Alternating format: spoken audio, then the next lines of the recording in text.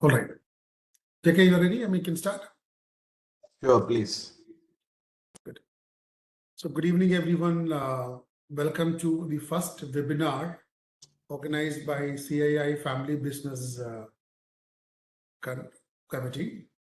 And in fact, the Family Business Committee has been organizing this is for the first time in this financial year. This is our first program, where we thought we would take a very interesting topic which has not been tried out before. Human capital in family business. We've been discussing about family business and its various nuances at various segments at various forums. And this is the first time we've been actually kind of discussing the importance and significance of human capital in family business. And CII Family Business Task Force have been organizing program for the last couple of years.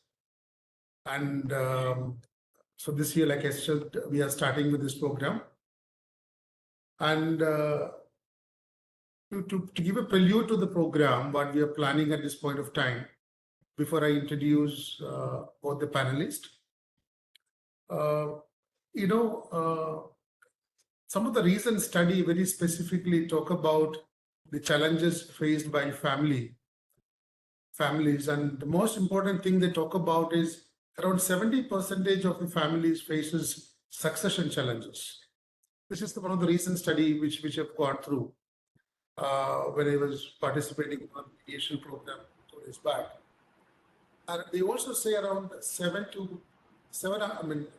out of 10 families faces challenges with governance. This all fundamentally leads to need of managing the human capital effectively. When I say human capital, that's about the people in the family and in the organization. So there are two segments fundamentally we talk about: the family and the organization. So while we're doing that, we should also look at the three circles of family: the family, business, and the ownership. The primary family circles, which the basics of family business, I would rather say that. So while we look at the family, business, and the ownership, one of the important aspects there is actually how do we manage people within this family and business. The family will have the founders and the various generations within the family. Each need different types and levels of interventions when we talk about their involvement in the business. And this varies from capacity enhancement to the ability to manage people, the ability to let go sometime. That is also part of the family people capability enhancement when we look at the human capital enhancement. And some of the important aspects we look at in family is about the succession in family, and how will we be able to empower and educate the next gen to take up the responsibility, and what is it required, and what kind of skill set required for the next generation to take up the responsibility within the family, and what are some of the best models available at this point of time, and some of the best models used by various successful organizations across India. So while we talk about family, the most important aspect, another important aspect there is actually we should also talk about business. What are the human capital requirements and also challenges related to business? So there are two aspects we primarily looked into, we would discuss. One is about the professionals who has been hired to business. Now there's a trend when the organization reaches a certain level, the family members like to hire professionals from other successful organizations. So when I say professionals, technically qualified and experienced people, they like to attract them to the organization, and by offering various positions, and also we try to retain them for a longer window. So what are the best practices and what are the challenges there? And what are some of the successful models in attracting and retaining qualified professional to family businesses at this point of time? And while we do that, the third aspect which we would like to touch upon is actually in terms of how do we keep the long-saving employees in the organization, especially in family business, to grow further. So one of the commonly visible attributes of family, or the challenges in family business, I would rather say, is about the long-serving employees, the employees who started with the founder might be, they kind of lose track in terms of career progression. So they become treated as loyalists and kept aside. But in the skill level matrix, if you look at the skill level continues, the will level, the ability to go up might be get stuck. So how do organizations able to, or family organizations able to meet those kind of challenges? So that is also something which I think we should look into today's discussion. So we have three aspects fundamentally here. We're looking at the basic family circle and also the human capital in business and in family, how we're able to manage. And we have two eminent personalities with us at this point of time. Both of them are well versed in family and the human capital segment. In fact, it is very difficult to find people with these capabilities with expertise in both the area. That is expertise in family business as well as in working with people. I will rather say people rather than human capital at this point of time. So we have Professor Biju Varkkey. Professor Biju is known to, I believe, almost everyone. In fact, both of them, JK and Professor Biju Varkkey, is known to CAI circle and as well as in the industry circle. Professor Biju started is an alumni of Rajagiri, MG University. From there, he started his career with IIM Ahmedabad, and he's been IIM Ahmedabad for a very long time as a faculty, and he's been doing consulting. He's been advising some of the successful companies in India and abroad. And Professor Biju is also on the board of some of the national organizations, the government organization, and also private organizations, and especially in Kerala, if you look at VGuard and ESAF, and he was in Aster before. So we've been advising some of the successful family businesses, which is across India. Professor Biju, welcome to the program. Thank you. And JK, the Jaikrishna.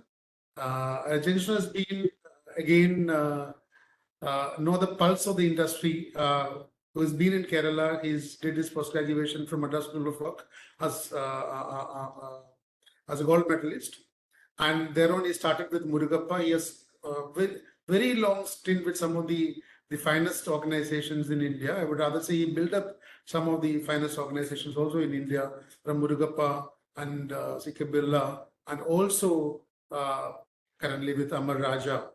And I've seen the growth of Amararaja, or I'm sure most of the participants also would have seen the growth of Amararaja and the systems and the culture the organization brings up and showcase as one of the finest organizations in India at this point of time.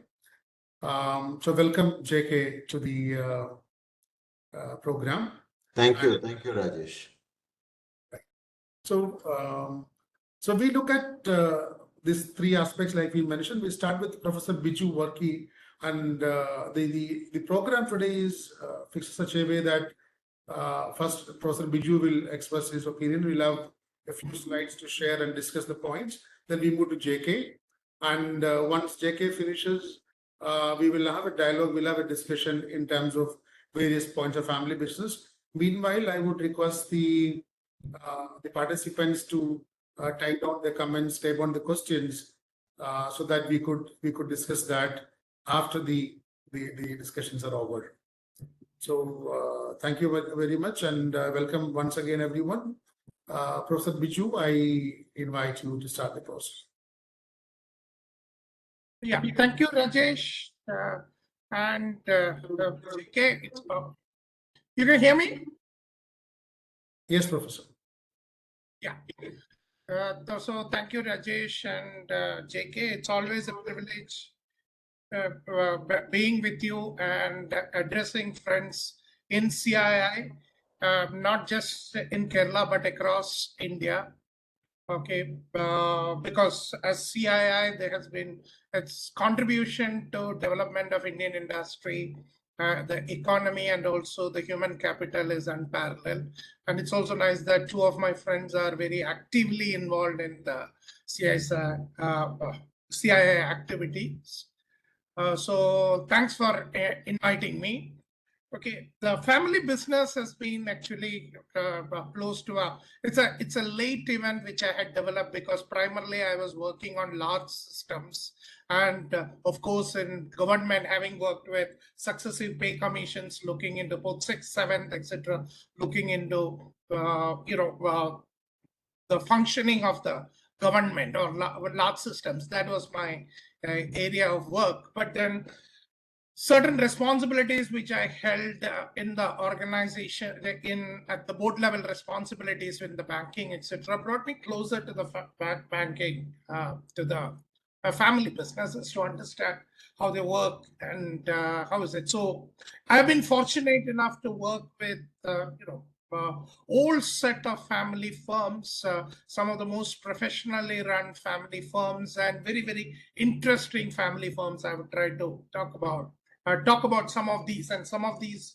are common knowledge. Some of these are very specifically, maybe as an insider, outsider, I would have had got into the system and observed. And I also may not agree to everything which they say, but then I also feel that yes, there is some value in it.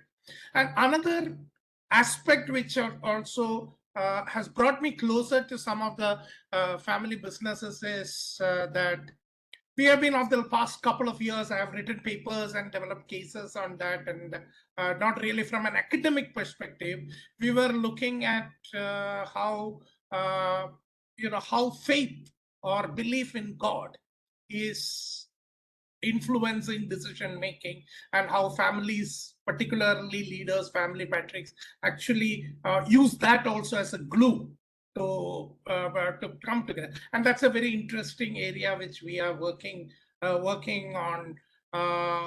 Associated with it, there is a PhD student. She's working in Louisiana, who is actually looking at the power of prayer, in particularly among family executives. Okay, because many that was my first interaction with what you call one of the family owned firms was in Kerala with Premier Cables. Okay, when we really found is that there is a temple inside, and then how that the daily prayers in the temple, and how possibly that canteen remains vegetarian, which is actually very rare in Kerala.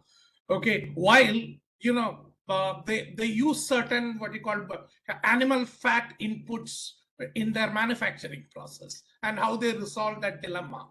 Okay, that was something which I saw as a student, and from there it was very interesting to look at the family firms, its evolution, and at its growth. So there are certain points I would like to state based on my research, my readings, and my own way of interpretation. I have a small presentation. Let me bring it up. Okay, so I need to get my presentation.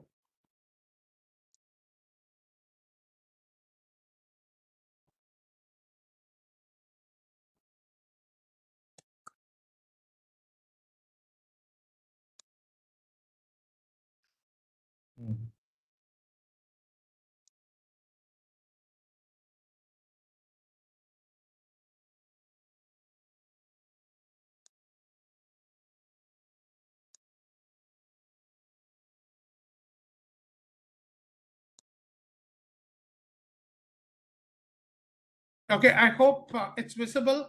Okay, my presentations won't be that colorful as others.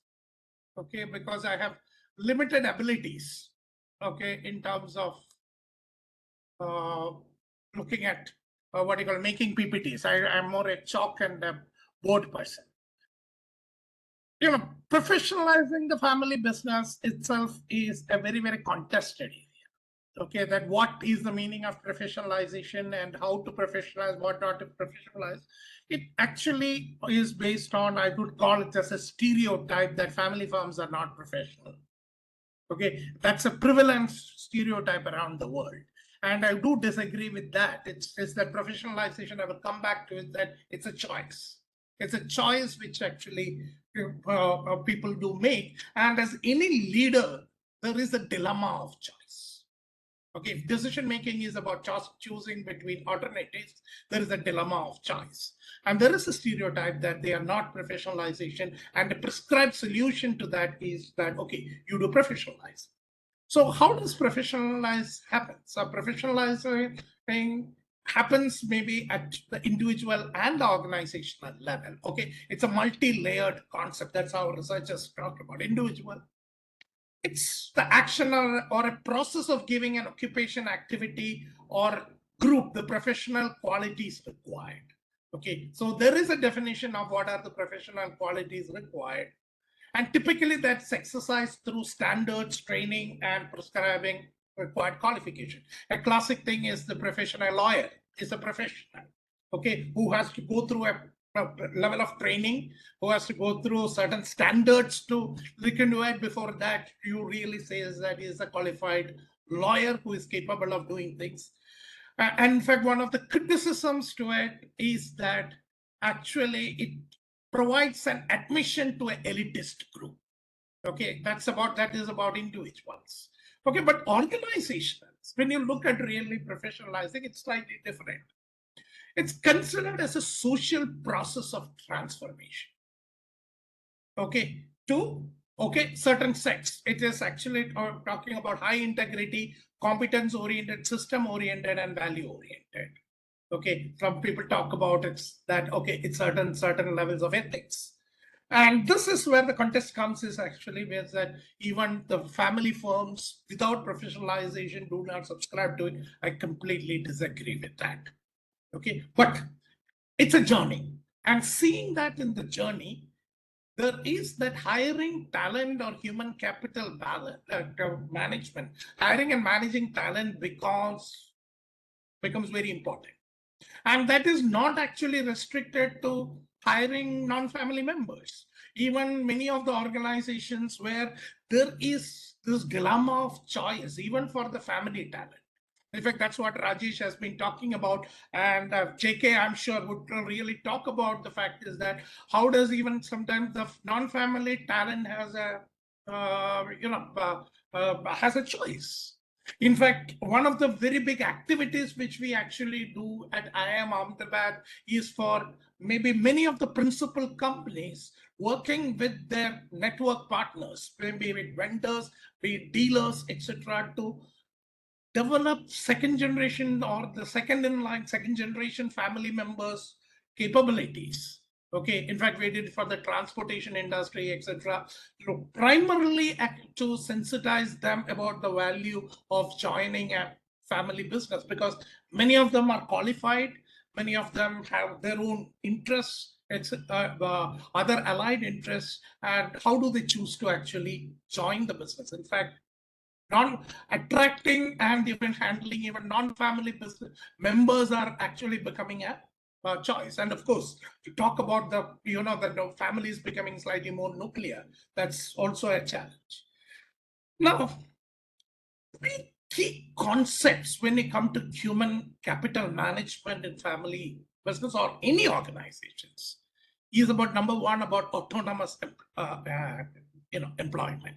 The autonomy in employment, we will come back to the work of Daniel Pink, etc., which really talks about how important is actually autonomy as a motivator.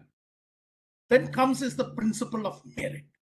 Okay, again, what is the definition of possibly the merit? Okay, so is it actually given to the family member or earned?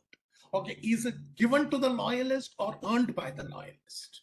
Okay, and these are definitions of real merit. And when we really work with many age-old organizations, including when we start working in the Middle East, etc., this is an intergenerational conflict which we observe.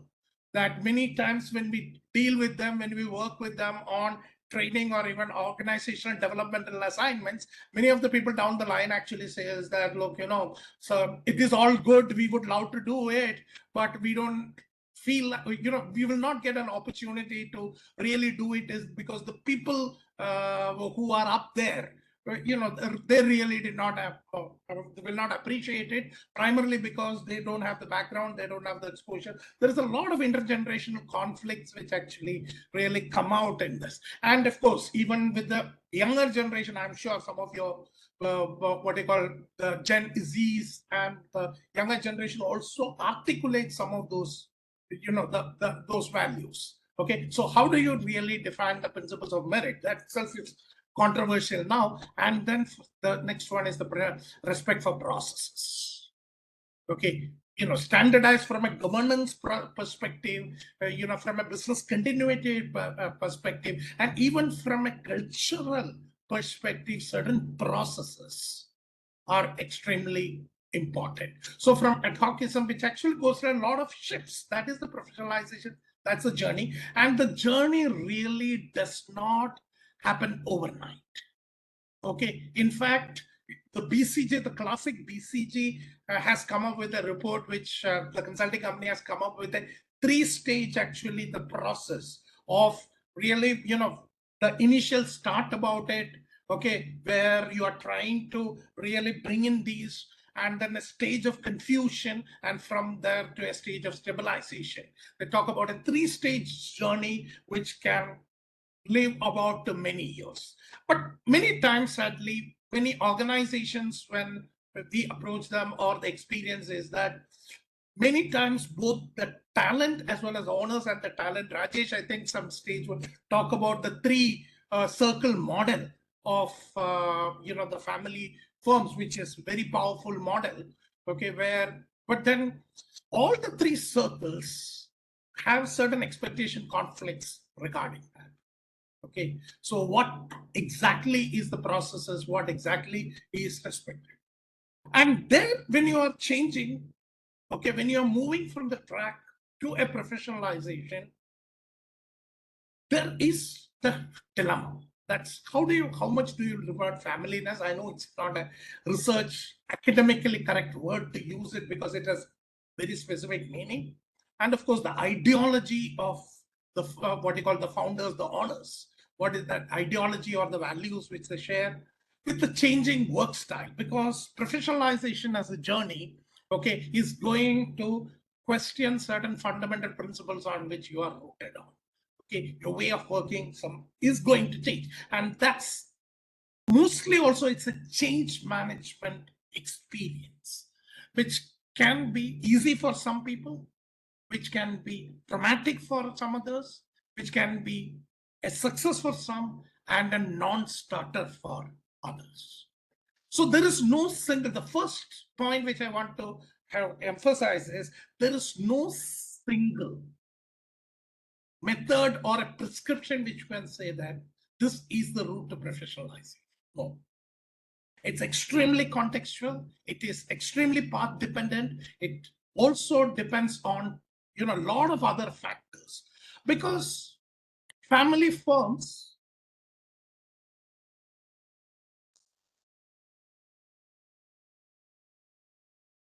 okay, what are the choices? What drives a family firm? Because each of the family firm decides to possibly professionalize. And by the way, I would also say that professionalization does not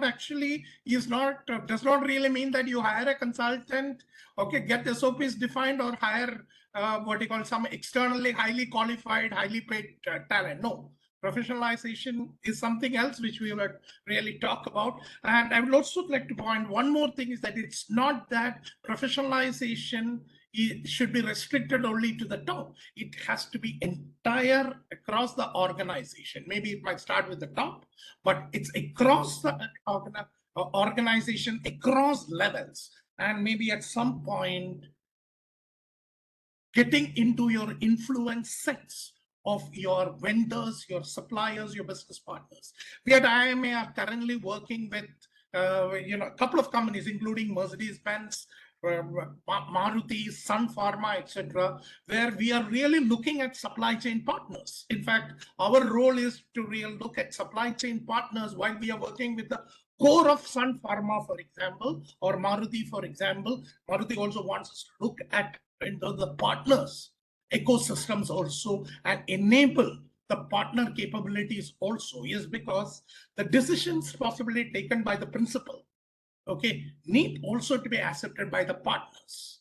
Okay, while the principal might be an MNC, principal might be a publicly traded company. Okay, Sun is a family firm, okay, public family firm, but they also believe that who has gone a long way in professionalizing, it also believes that the supply chain partners, okay, need also to come up to that level.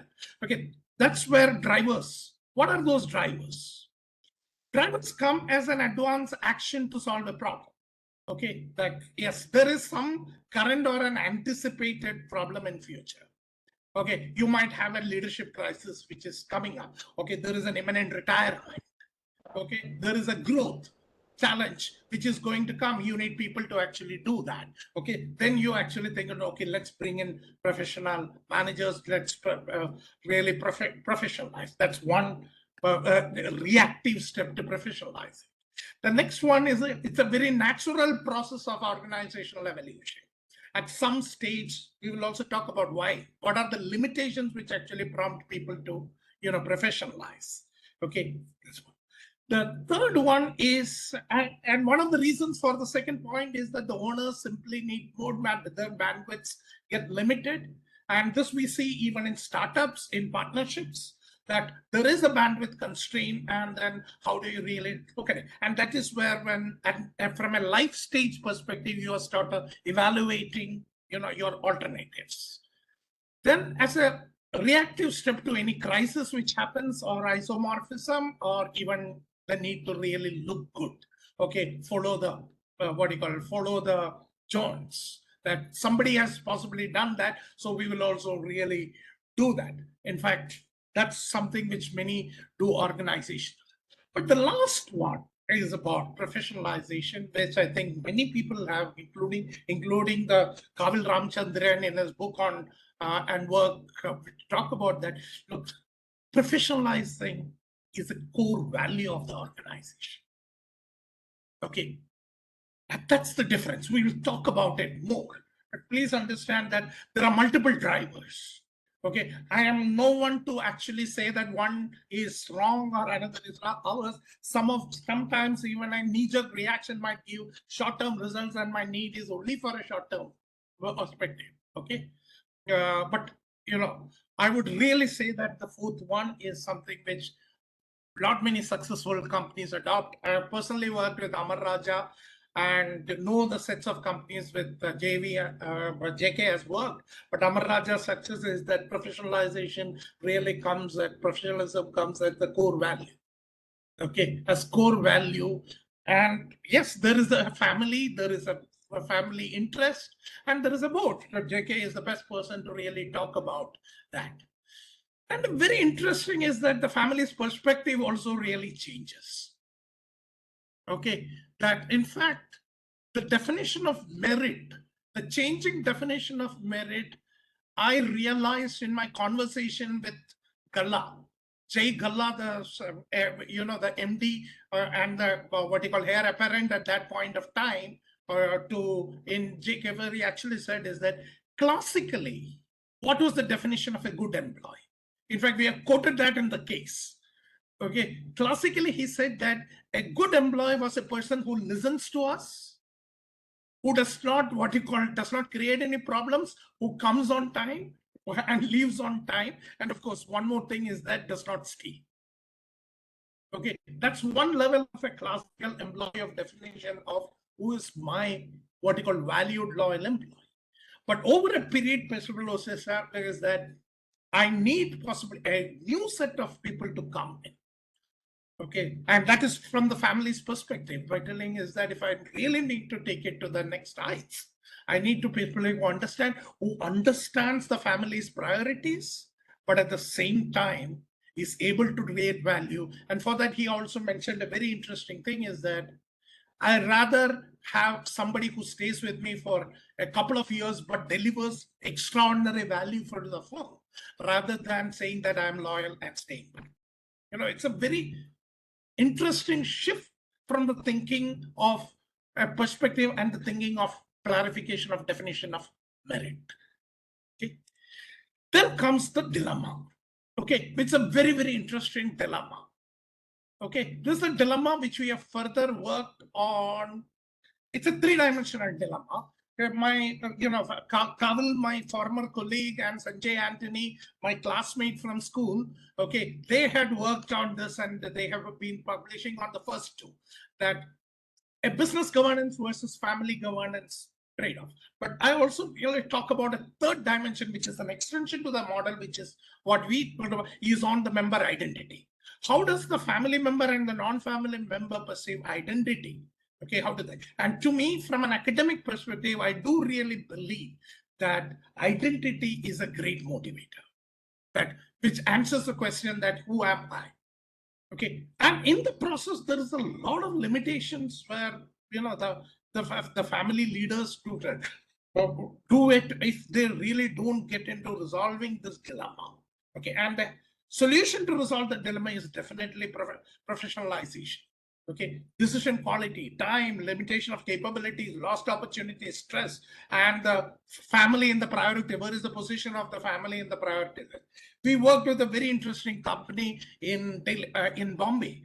These products are well known and everything. And then one of the family member actually moved out of the business and decided on something where, one of the decision when we asked is that why at the prime of the age this person actually moved out is because they found that the family was not really getting the priority. With both of us getting involved into it, the family priorities were going somewhere else.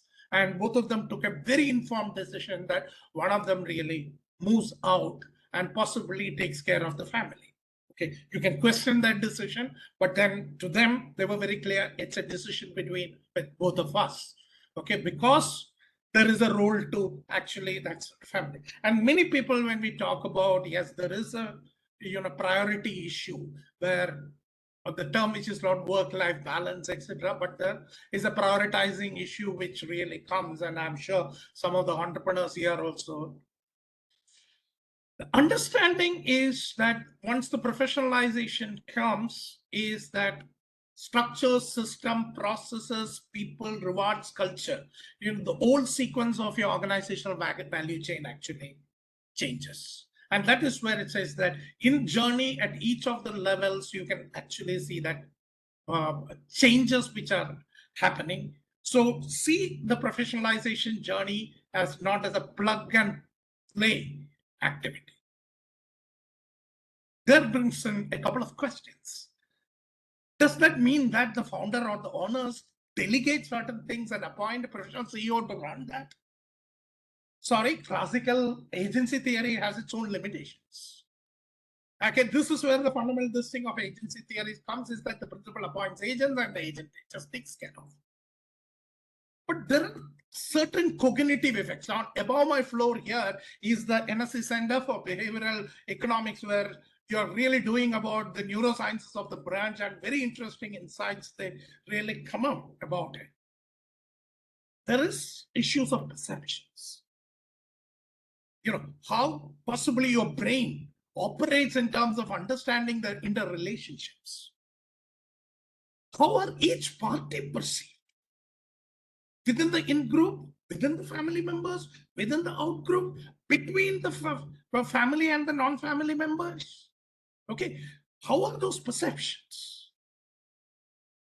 Perceptions, if not very clearly clarified and unified on a platform, or the path of the perception or the neural roots, if they are not really synchronized, your delegation can go for a toss. Actually, you might end up creating a next power center.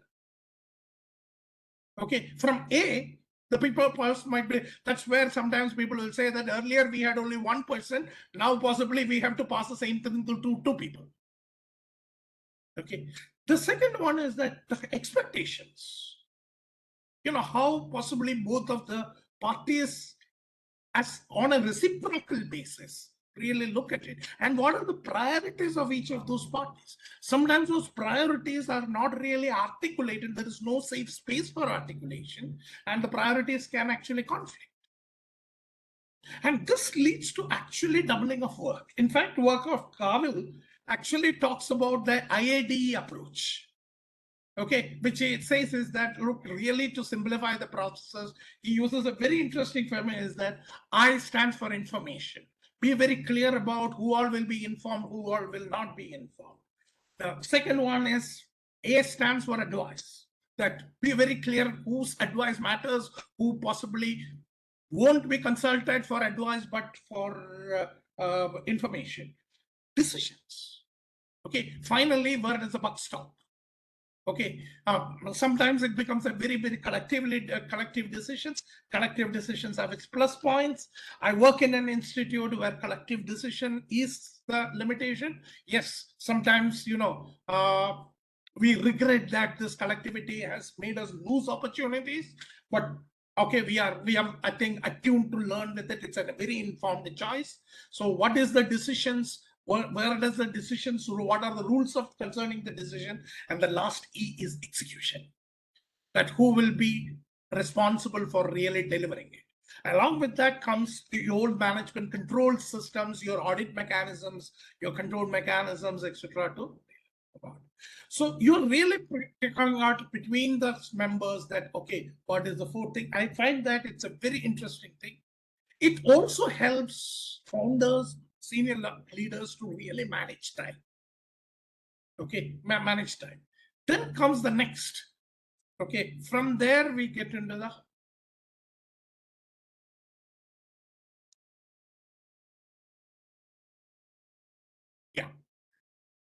what are those pillars?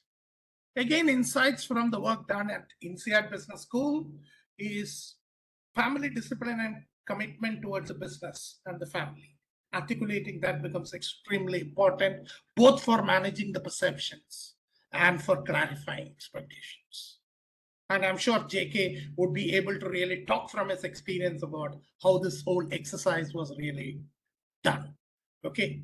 And the tools are counseling, learning, which is training, coaching, mentoring, okay, exposures, networking. And the last one is guided self-discovery. Okay, how you actually guide people at very different ages for self-discovery. One very interesting point how you talk about it, it has come in a lot of Malayalam newspapers. I work with that family extremely closely. They try making me vegetarian. Okay, it's one of the richest, what you call, diamond companies in the country, the Dholakias. Okay, every male member are a parent. Okay, Dholakia manages a family, because I still get confused, of family of 1,300 members. Okay, so for them, the extension of family is really huge. So you hear words like fufa, fufi, panja, batija. I still get confused on who is what, but it's a huge family from which they draw, and huge family members are attracted. Every male member, okay, whose coming of age ritual is almost 2 months, 1 month to 2 months, stay in an anonymous place. It might be in a city where they have given only 5,000 rupees and a basic cell phone with the instructions that you can call only if your life is in danger. There they have sent off on Everton. So you have some of those people who have worked, okay, who own maybe Rolls Royces and Porsches and maybe the second Tesla in the country. I got a free ride in a Tesla from them, and that to insure it. Okay, possibly spending as a waiter, cleaning plates, staying in the chores that happened even in Trivandrum. Okay, selling T-shirts. And this is a part of a guided, extremely guided self-discovery, in their opinion, keeps them rooted to certain realities while they are even dealing with the diamond business. So they have an old program of socialization, which actually readies these members to really get into the. And a very interesting benefit of them, which I actually told about it, is that he says that an industry like that, a diamond industry like that, people cannot walk around without security guards. Here, those people, including the founder, walks possibly, free anywhere in this country, and their possibly industry, if it was in Italy or in a European country, would have been guarded by 200 plus Sten gun burning security guards who just have only one person with a stick, and the one standing in the door, and the role of the stick is actually to chase the dogs away. Okay. So it's a wonderful aspect of that itself. From there, you talk about, the whole challenge of attract, develop, motivate, retain exceptional family and non-family talent, push, pull, and many times in the family firms, when we talk about the trapped syndrome.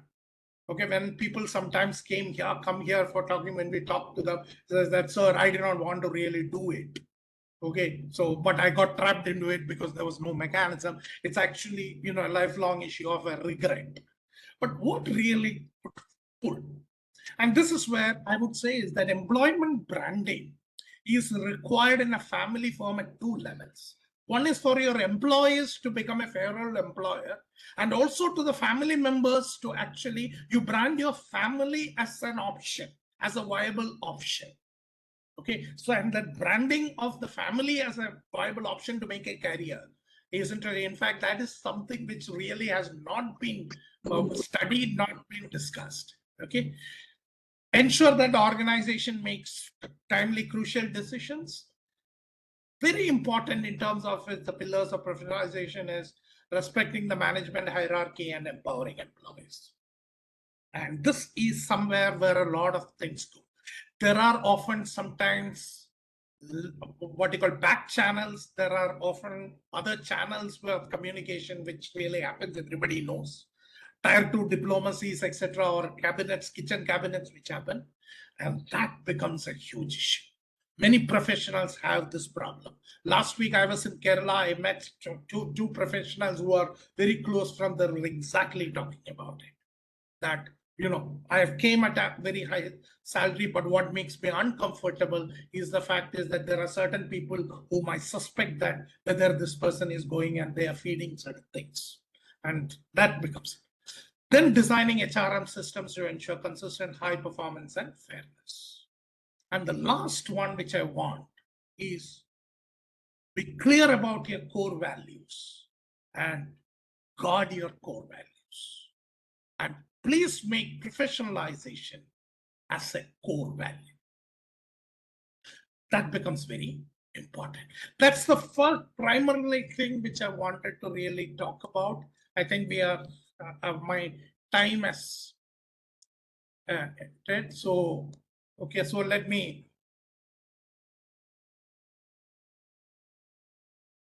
Okay, move on and leave. I think now JK can. Professor, if you can take a few more minutes if you wish to.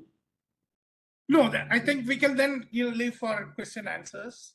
Yeah, that's fine, Professor. Thank you very much.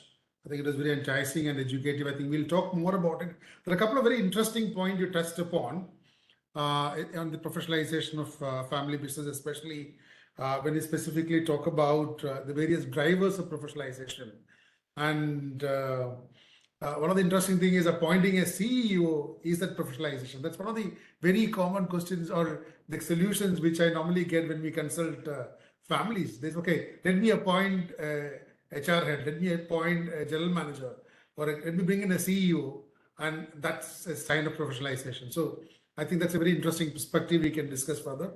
So JK, please take over. I think you have a lot of example to say. I know I've personally seen Amararaja and the kind of transition you have done to the organization. So eager to hear your part.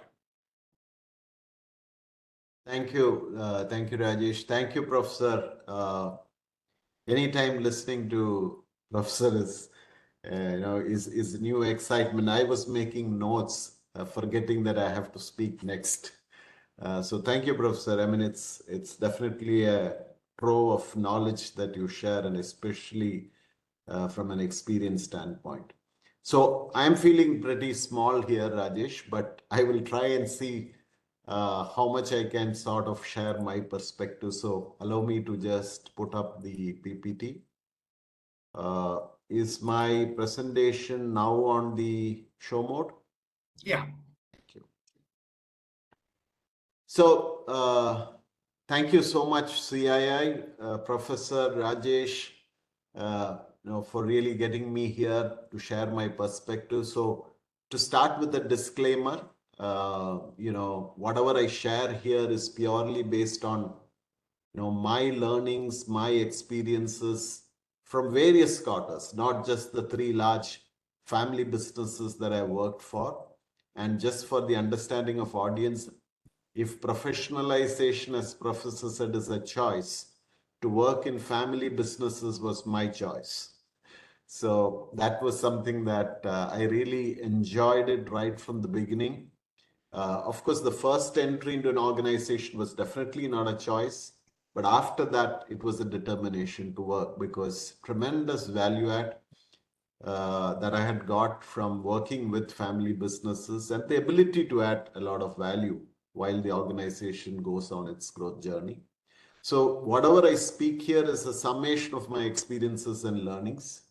And I would also like to share that this also emanates from people like Professor Biju, Professor Ramachandran, PM Kumar, whom I've learned a lot in terms of family business. And leave alone, I had the opportunity to go through a certified course on family business advising from the Family Firm Institute in the US.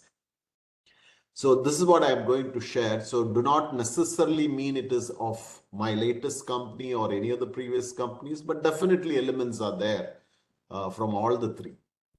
So the first slide, which I typically like, and this is mostly where I'm asked to talk, I put up the slide.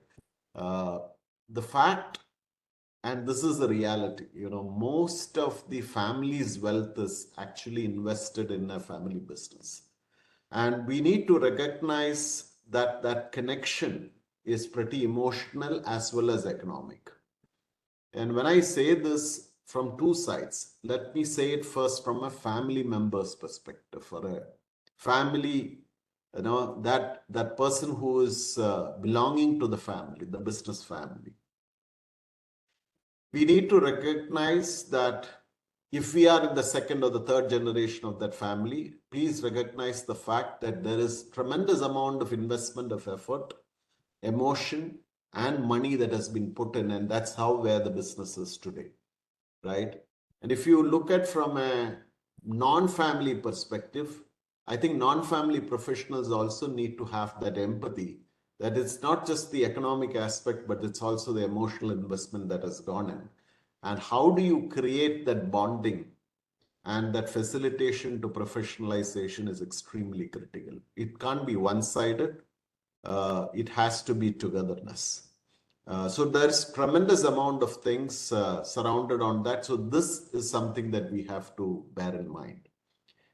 One more preamble slide that I would like to emphasize in terms of professionalization is there another reality that sometimes is missed out, that the family grows faster than the business.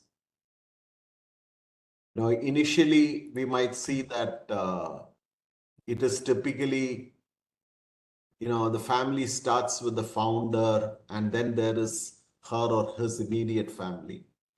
The business is pretty small, in this size. So the family is pretty small. Business is also small, but business is larger than the family in terms of its size and complexity. But as time passes by, you would find that the family starts becoming bigger and that grows faster. And the business also growing, but the growth or the growth of the family exceeds that of the growth of the business. In fact, it really becomes faster. And you will find the transition from a family business, if I would be permitted to call it as a business family, the family becomes diversified business, and so also the number of generations in the family is also enhanced. Complexities really start. Both Professor Biju as well as Rajesh at the beginning, while setting the context, spoke about the three-circle model. while there are three large constituents of family, the non-family, the business, all those things, within the three circles, there is actually 7 zones. And many people, tend to realize that the complexity is actually becoming larger when the family becomes larger, the business becomes large. And it's not just easy to call it by one word called professionalization. I completely endorse the value what Professor talked about. It's not just about process. Isn't there process? There is process, but it's important that whether it's becoming a value. And that's where I want to dwell upon on professionalization. The start, many times it's a chicken or egg. Who should start this? Is it something that people come on, the company becomes larger and therefore, there is family and non-family and therefore it becomes professionalized? Not necessarily. I think Professor Biju spoke about it abundantly. I would say that, yes, it has a reference to a process where things from informal, very unstructured way of doing things moves to something like structured, formal, and professionally managed, understood, clearly seen and understood as professionalization. And therefore, it actually sort of involves what I would call it like, yes. So it involves a conscious decision and starting with the family, I would say. Now, I earlier spoke about both sides have to be contributing, but the conscious decision by the family to go ahead and establish, I would say, 2 important things.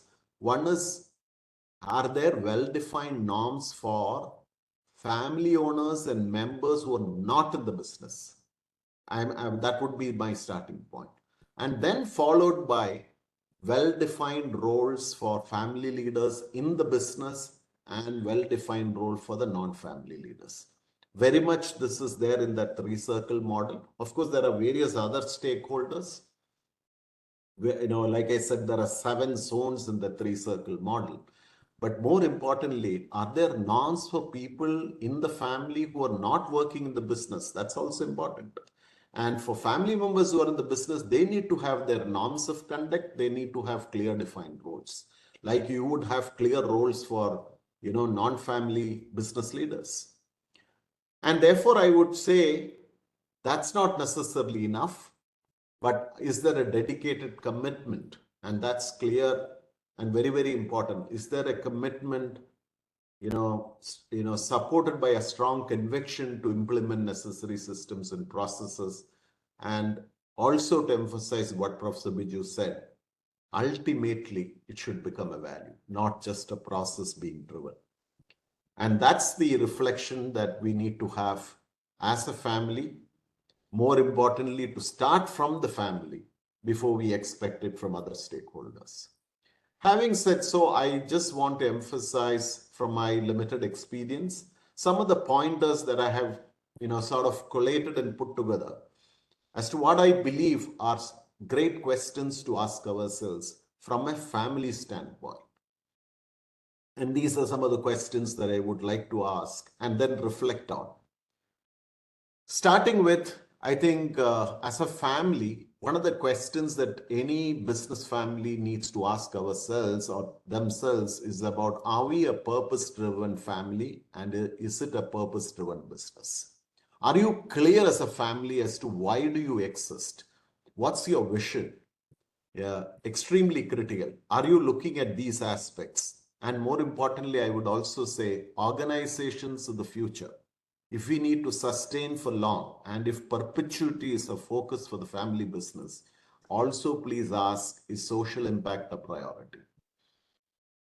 I'm sure that enterprises are not going to last too long if that's not necessarily a natural priority. So that's one simple, straight question. My second question is, what's our culture? Do we have clearly articulated values? And if we have, do we invest time and effort on culture building? Are people in the organization clear, be it family or non-family, as to how do we live our values? Is there a clear understanding, or are these only values put in various parts of the organizations it's just available as artifacts or, pamphlets and so on. Not necessarily. How is it? It's important that it is lived, and do people know how to live those values? My third question, trust.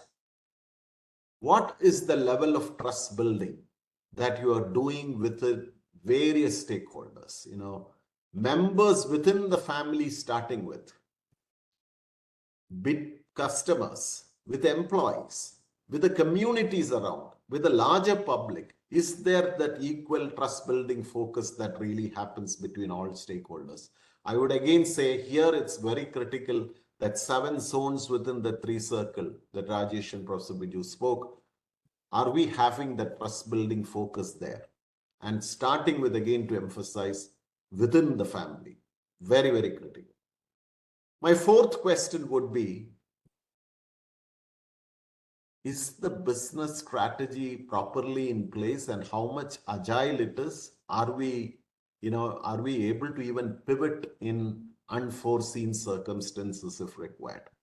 Now, you might ask me, that isn't this true for any business? Of course, it is true for any business, and it's all the more required for a family business.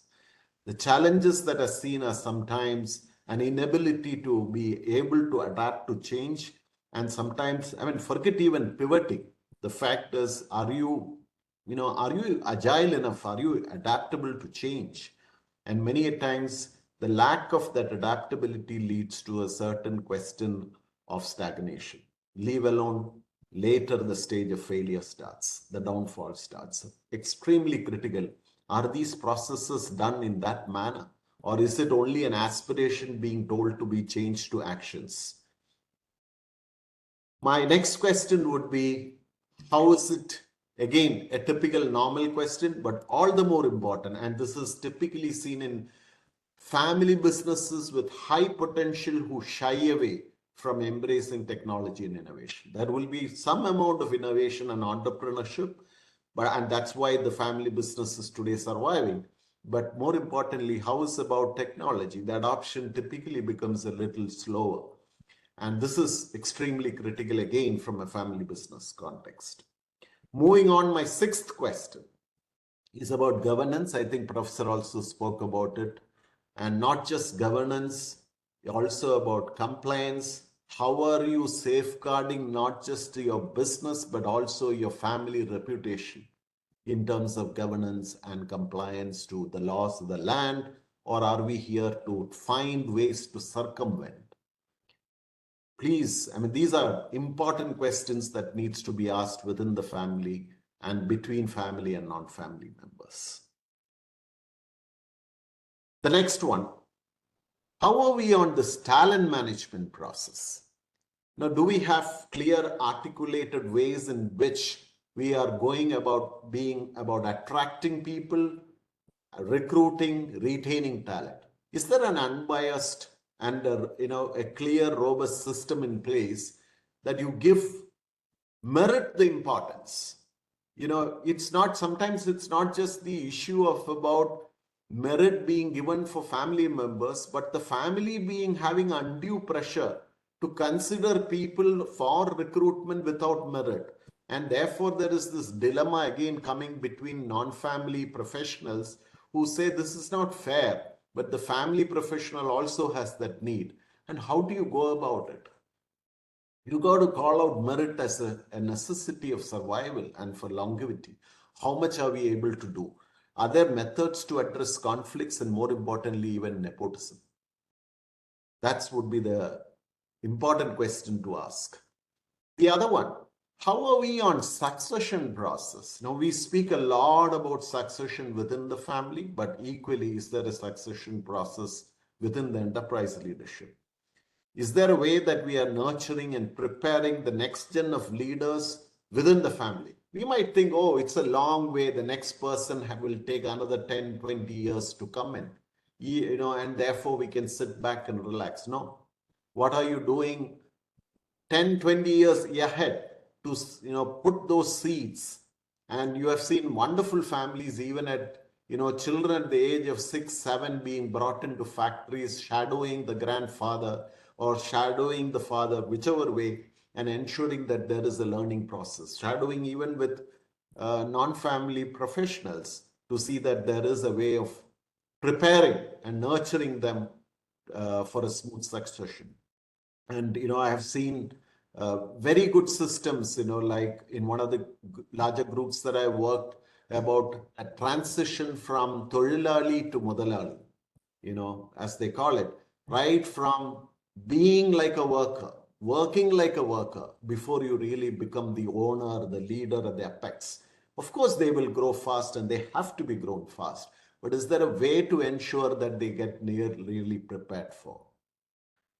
Moving on, collaboration versus control. I would say both are required. From a family standpoint, I appreciate that there is this need for control, but are you also a collaborative leader from a family standpoint?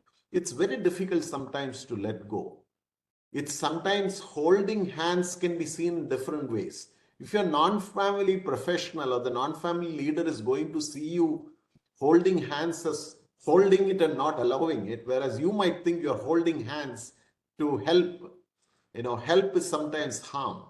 And are you doing that fine balance between holding hands and letting go? Collaboration versus control becomes really critical. Are we promoting professionalism in real? And that's another question. Like we spoke about, as a family, do you have norms? Do you have expected conduct?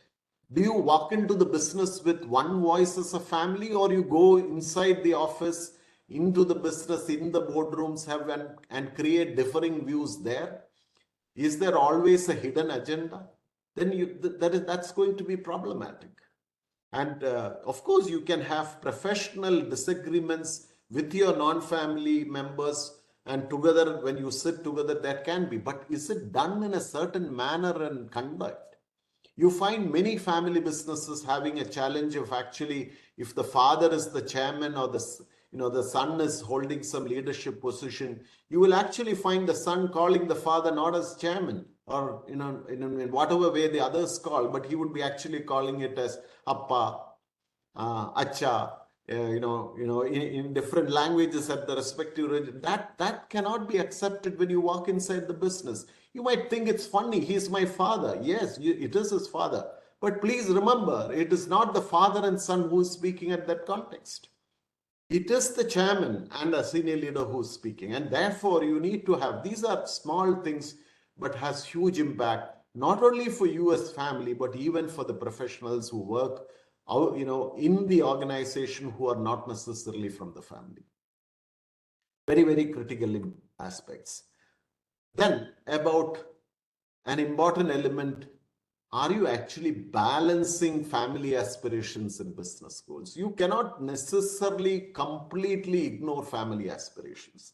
There has to be a strike of balance, and that's important in terms of perpetuity. And therefore, our aim has to be in professionalization to ensure that family business thrives and evolves while you preserve the family as well. Both are critical.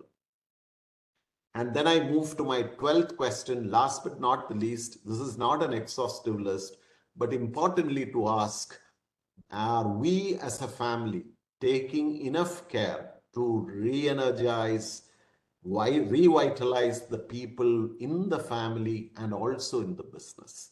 Many a times when you don't engage in this revitalizing process within your family, you will find many family members are not so keen to come into the business, or they come with a certain agenda, to sort only for wealth generation, but not for wealth creation. So more importantly, you've got to see that there is a revitalizing process that happens. Enough retreats, enough energizing moments within the family, and as much as you would give a similar focus to your own people in the business. With that, I would just conclude and hand it over back to Rajesh for questions from the audience and so on. With that, let me just stop the presentation. Thank you, JK. Let me tell you, well prepared. Your experience fundamentally shows in the overall content and the delivery with the practical connectivity to that. And I believe both of you, both Professor and you, given enough and more for us to fundamentally think and again to practice actually in terms of a family business and professionalizing family business. So you touched upon two important aspects. I would say to start with, you talk about the emotional and the economical aspect of family business. And that I believe it's very important, because sometimes we see only the emotional aspect, sometimes see only the economical aspect. But there is a mix of both. And the questions which you ask fundamentally connects to both. And in terms of how us family should take care of the family members as well as of the team. And I think we'll talk more about it. And I would like to start with one fundamental question to both of you. In fact, that question to cover both of you. Before getting there, in professionalization, there are fundamentally three aspects of professionalization, which is normally seen. And we talk about only professionalizing the business 90% of the time. And I would say another 10% they talk about professionalizing family, the governance and structure. But there is a most important aspect of professionalization, that is, I believe, self-professionalizing for a family owner or a business owner. So how would a business owner could professionalize himself or enhance his capability? And what are your thoughts on that? I start with Professor, then I come to JK. Is it okay? Yeah. Okay, great question. This is something which, we here in every family or that, we talked about that self-awareness, okay, where making a choice about what am I and what are my limits, etc. Being self-aware is very important for a family member. But then who would possibly actually do it? Okay, that's a second question. So, many times that three or few tools which really happens is one primary need is actually exposure. Okay, how do you really get exposed to not just the riches or not just the fruits of what your family business have created to you, but also to what you call the purpose and the vision you stand for? Okay, how do you really get exposed to? So that's where internships, working with people, observing how things happen, connecting at very different levels of your supply chain, seeing the people whom you feed. For example, one of the pharmaceutical companies here, it's actually the family members who are involved, okay, do really spend a lot of time in hospitals. As young people who actually spend time and a lot of time understanding healthcare, hospitals, etc., is because at the end of it, your organization's products are going to serve the this patients. So in greater sense is that we exist for health, okay, or better health. That's ingrained into that. Okay, exposure becomes very important. Second is, how do you really provide for networks, opportunities to network, to collaborate, understand from each other? For young people, there are young presidents, organizations, and other, forums which are available for networking. But nowhere it can actually, I would say, TCMS, okay, which is formal training. Okay, in aspects of running business, it can be technical, non-technical, and continuous actually training for it. Okay, becomes very important. Coaching, one-to-one coaching, and I'm sure there are a lot of specialized family business coaches, okay, who really understands that emotional aspect of it. And I would also like to add a very interesting part of the emotional aspect of it is because we had a TED Talk organized recently, and one of the young icons of that same Diamond family came here. And to a question about, said that as a second generation and the third generation, you also have a burden of legacy. Okay, that your family has set up certain high standards and a legacy, and you are actually, you know, that that legacy is not, is on that shared vision and the shared sense of purpose for which the family exists. Of course, they make a lot of money. Okay, but then there is a shared sense of vision or purpose which they exist. And how do, as family members or next generation family members, how do they share that? And that's very, very, very important, to communicate. So how do you really have coaching in terms of understanding and how to balance that three things: the business priorities, the family priorities, and the sense of identification for self? Okay, there is a concept on which one of the students, one of my colleagues guided it, which is very becoming very important, and this is something which I wanted to work out, so but I could not really spend time reading it. It's a comfortable not knowing. It's not. It's actually the art of actually giving up. Okay, which talks about a lot of elements on building trust. Okay, the elements of how do you have these leaders, these people learn how to build trust, because you can learn how to build trust. Okay, you can also learn how to rebuild trust, because these are totally equivalent. One is to build trust, and how do you really rebuild trust? Okay, those become that. And these all come through coaching. Then, of course, having mentors in life. Okay, that becomes very important. And a lot very interesting piece of is shadowing. That how do you shadow some of those leaders? Okay, which sales, it's very common in sales that get on the back of my bike. Okay, come with me. You shadow me and see how I sell.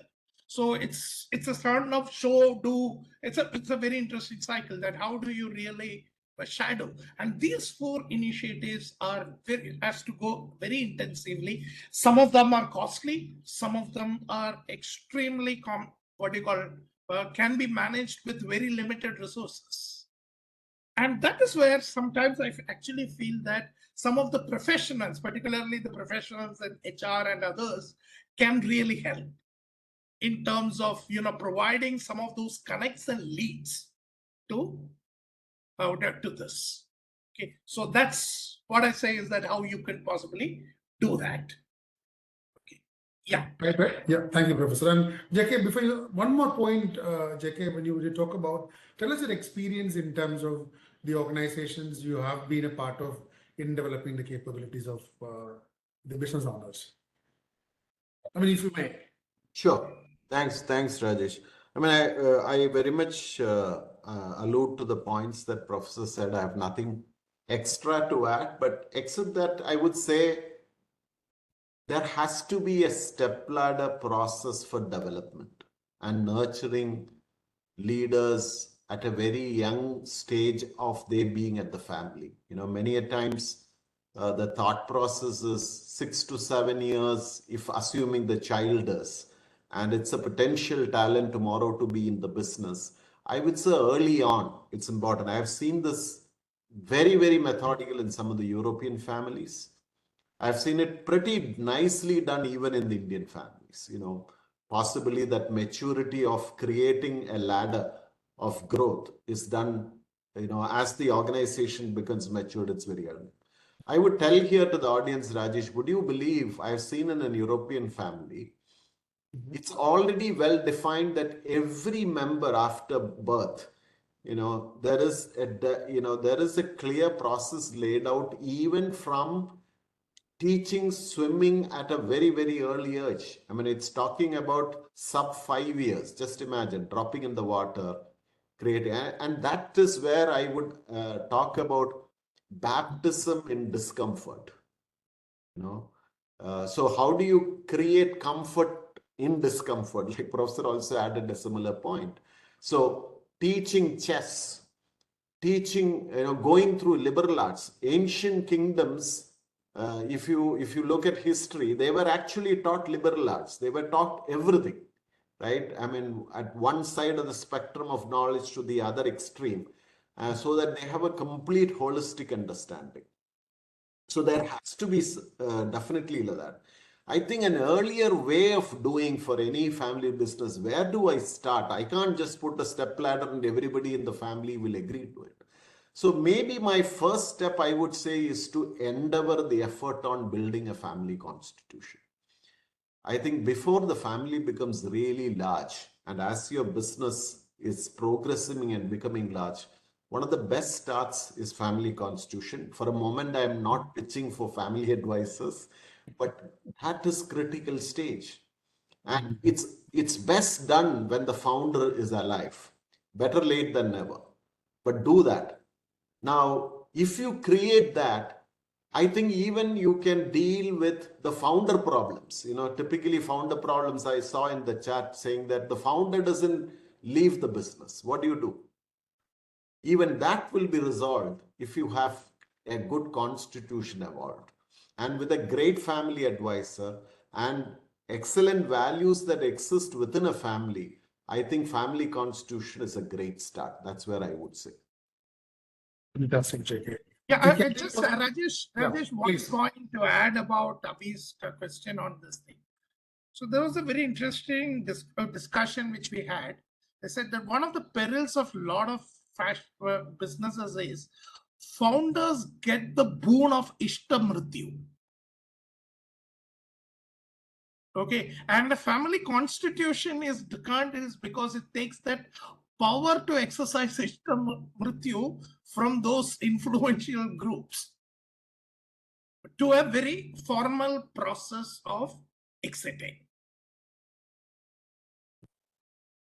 Okay, and Yes. questioning Ishtamrityu at a very emotional level is very difficult. Okay, it's very difficult unless there has to be a boardroom coup. Absolutely. So one of the important aspects is how do we make them prepare for it?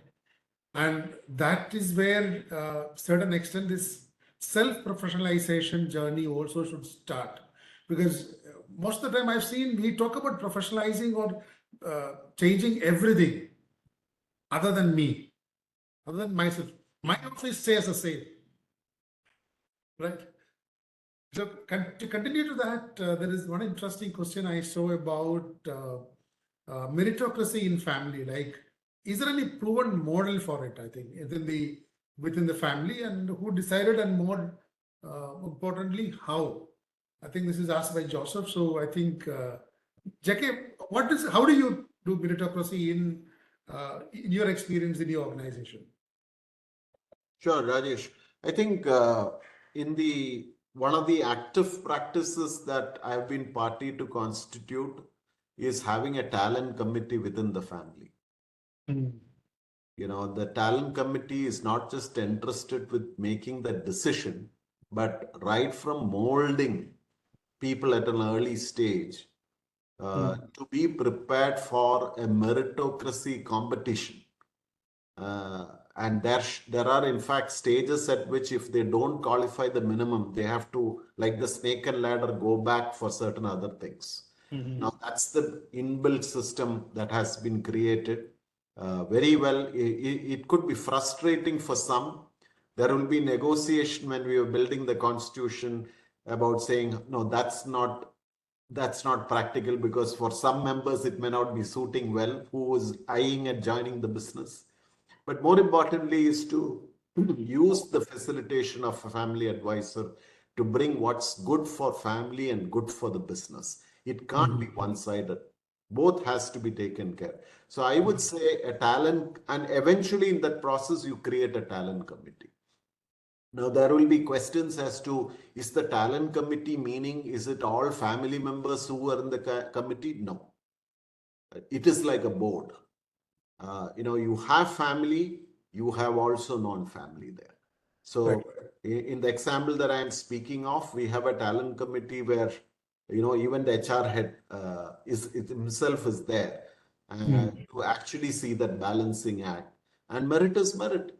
Once you have certain procedures, then you have to qualify for it. Actually, what you will realize is once there will be huge discussions around it to finally evolve and approve.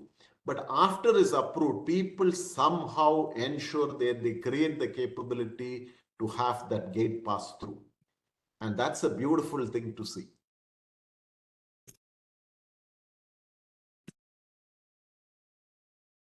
That you, like a snake and ladder, the person was asked to go back and come again in the talent committee. Oh yeah. If those qualifiers or that gate is not getting passed due to certain other things, say for example, somebody shows great hurry, whereas one of the norm would have been that there has to be a minimum 1 year work experience outside. You cannot come and negotiate otherwise. Sorry, you have to go and do that. There are certain other requirements that would have been placed, and you try and do 7 out of 10 being said. Sorry, it's not negotiable. So talent committee needs to clear it. Right. Professor, anything to add on there in terms of in public, in family-owned firms with public holding, this job is sometimes taken by the NRC, because one of the requirements of NRC is also to balance both levels, that you ensure that there is a robust leadership pipeline of the non-family members, but at the same time, attention goes to family members. And that's one way where you chart out experiences, you chart out options. Maybe one privilege what you call the family members get is maybe the entry would possibly be swifter. Okay, their entry would be swifter. Maybe their roles would be crafted for them. Okay, their roles would be crafted for them, and they, in a way, also message has to be, that's one challenge which we had actually, a message will have to be sent to the non-family executives when they are in large numbers, taken from what they call other firms with the promise of giving a career, that no, this person coming at that role is not going to be a roadblock. Okay, because that perception clarification becomes very, very important. Next one, I can talk about this name. What Pankaj Patel of Sidus really did was that at the same level of actually looking at preparing the family generation, you also had a very interesting philosophy which said, build people to drive business. Okay, so along with whatever was happening in the succession level was also the inputs where the HR team played a very, very critical role in a high turnover industry, okay, of actually readying a pool of talent for people to choose from. Okay, that required huge investment of time, effort, okay, a lot of activities are done in terms of, and they still continue because they want to keep it as a pipeline. Okay. So it's not that it's the top, it needs to be looked down the line and aligned. And that comes from one of the first questions in this chat box from, I think, Mahesh Menon, that clarifying the shared vision and the sense of purpose becomes extremely important. That why do we exist, and what are, what's the communities and what's the meaning we make. And sometimes if it is to make money, be frank, I would always say is that gar se kaho hum kanjoos hai. So be upfront about some of those things, is that this is what we stand for. It also relates to the value system which you both have mentioned during your presentation, because that is one of the very common aspects which you said. Professionalism is itself a value for a family business organization. If you consider that there is progression in the family, isn't it? Yeah. So one last question. I think we are very close to the time, and both of you are in the HR fraternity, and there are a lot of HR professionals also I could see as a participation. And I also see a lot of family business owners, when they think of kind of professionalizing, growing to the next level, they're going to hire a HR head or HR person, I would rather say. Now, and the HR guy comes and find it very challenging. He has a balance act to do. Then he hires, or he have worked with the owners and hire rest of the professionals. So what is your advice for an HR professional who's joining with the family business, and especially in terms of considering the current situation of family business in India? Okay, Rajesh, can I just show Yes. one small presentation fast? Okay. This is again taken from Kavil's and Sanjay Antony's work. Okay, it's not Right. mine. Okay, but I thought it's very interesting when they put that line, which actually says is that family governance high, low, and the business governance high, low. Where is the role of the HR? At each of the dimension, the HR professional has possibly got a role.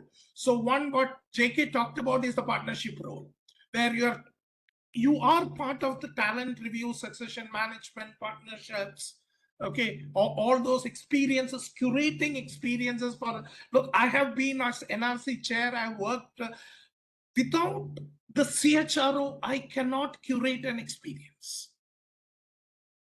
Okay, so what happens is that you actually, if you're really looking at successions, etc., yes, you need them as partners. Okay, then of course, there are low is just the protector. Okay, where you are really talking about a very, what you call as, may not be as you call as a non-progressive, but very, what you call solid company. You know, you're just doing the bare minimum. There also you have a role. In certain cases, yes, processes become extremely important. Okay, while it's really business run. Okay, or business is looking at results. So that's one. And of course, the family, what you call relevant, but what you call business governance is this thing. The family really holds on to people. The role comes as a proponent, and most important, the last one is of the change agent. Okay, so at every dimension, HR professional has a role. Okay, some of them will be exciting, and maybe I will use the word sexy. Okay, some might be routine, but I think HR is a combination of all that. And it's not that you do only one, you might have a portfolio of this activities which you do it. And this I found is a very interesting framework for us to, and maybe I would like to thank both the good friends for actually contributing this framework. I've never seen anything like this. Okay, so that means. Thank you, Professor. And yes, this is very, in fact, by going through all these kind of channels, we can really understand the maturity of the organization also decides the ability of the HR person, and also the person, the family members, before hiring the HR person, should understand what level of HR person you should hire by considering the maturity of the organization. Yeah. JK, any additional points there? Yeah, I think what Professor Biju showed, the 4P model that Professor Kavil and Sanjay has evolved, is one of the best things that I have also seen, that so very well defines the role of HR. I wish it was written as CHRO because not necessarily all that role can be played by any HR professional. And Rajesh, that's where you added to say maturity on both sides are important. Sometimes you got to create maturity for which you need to have that. The other thing that I would add, in fact, I would urge anybody who's not read this article which Professor showed. It is in that, I think, Sage Publications. Yes, NHRD Journal. It's the NHRD Journal 2020. Correct. Yeah. It's worth a read. I think, Rajesh, maybe you should forward the link for participants who are interested.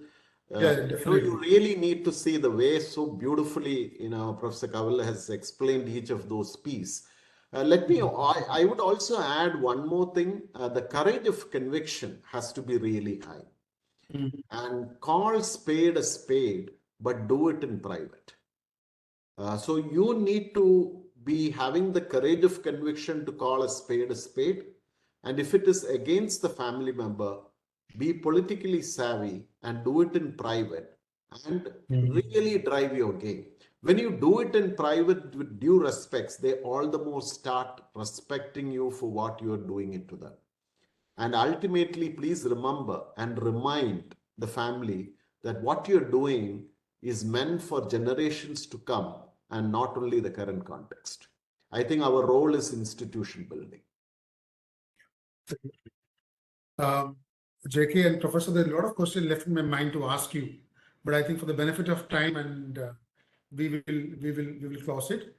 And just to conclude, one of the key aspects which I came to my mind, the overall aspect is professionalization is a choice. I mean, it's not a choice. It should be a conscious effort by the family, and it should be added as a value by themselves. I think there are various methods for it fundamentally, but it should consider as a value in the family business itself for the progression of the family. Right. So thank you very much, Professor. Thank you very much, JK. And thank you very much, everyone, for joining.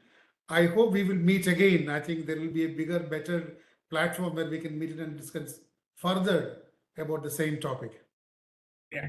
Thank you. Thank you so much. Thank you. Thank you. So great. Thank you. Thank you. Thank you. Thank you so much. Thank you all Thank for you. joining. Thank you so much. Okay to leave the meeting, Rajesh? Yes, JK. Thank you. Thank you. Thank you Excellent. so much. Connect. Bye. Good evening.